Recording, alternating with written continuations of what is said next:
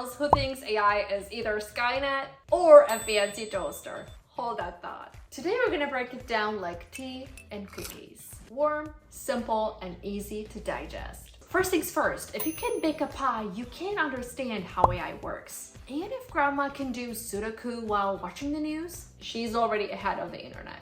So let's start with what is AI? Imagine AI like a super speedy recipe robot. And it doesn't think. It just follows instructions really fast and actually learns new ones along the way really fast. If you feed it enough examples, it will notice a pattern, just like this. Grandma always grabs butter, so I better suggest some buttery recipes. Now let's talk about some grandma-friendly examples. How does voice assistant sound to you? Hey, remember Alexa? That polite speaker lady who plays Elvis? That's AI.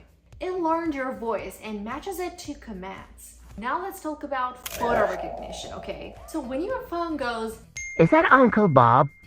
that's AI too. It's because it's now recognized how to distinguish that legendary mustache of his. Oh, and I'm sure you're familiar with Netflix suggestions. Okay, say you watched 3 romantic comedies and then you rated them as I love it. And then boom, with your feedback, you just gave AI a pattern and a way of thinking, so it will recommend you more of that stuff.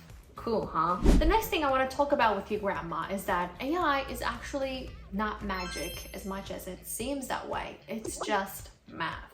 It's just, like I said before, spotting patterns. Like how you know my socks and sandals combo means a crisis is brewing. For instance, spam detection. Seen those dear winner emails? I'm sure you have. We all have. What AI does for you is that it just tosses them in the trash. It knows what sketchy looks like. Oh, and what about predictive text? I'm sure you're familiar with it. Texting me I love you and your phone finishes with 2? AI is just guessing here, like an overeager granddaughter. And 3, we cannot talk enough about maps. When Google says, turn right in 200 feet, that's AI avoiding the road where you once got lost near that taco stand. Okay, now let's talk about what AI can't do. Let's keep it real, Grandma. AI is clever, but not Einstein clever.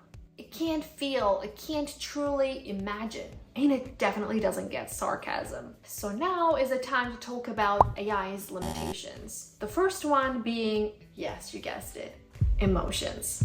AI can say I love you, but it doesn't mean it, unlike Grandpa's handwritten love notes to you.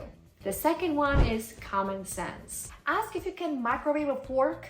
If AI hasn't learned that's a no-no, you might get fireworks. True creativity. AI can write a song, but not one that captures your wedding day goosebumps. It's just remixing data, not memories. So Grandma, at the end of the day, AI is like a robot assistant.